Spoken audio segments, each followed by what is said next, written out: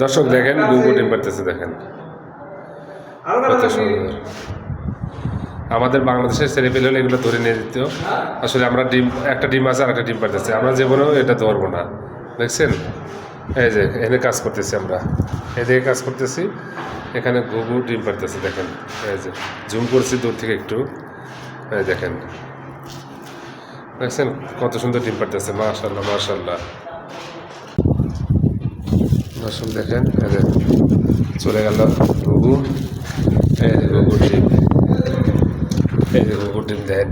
সবাই ভাববেন যে মুরগি ডিম, না না, আসলেই ঘুঘুর ডিম। চলে গেছে উড়ে, এই যে এই যে ঘুঘুর ডিম। ছা উঠবে আপনার হচ্ছে আর কিছুদিন পর, কারণ কালকে একটা ডিম পারছে, পরশু দিন একটা ডিম পারছে, আজকে আর পারেনি, দুইটা ডিমই দেখ। হয়তো সবাই ভাবছে যে মুরগি ডিম রাখছে কিনা, না, একটু বড় লাগতেছে তাই।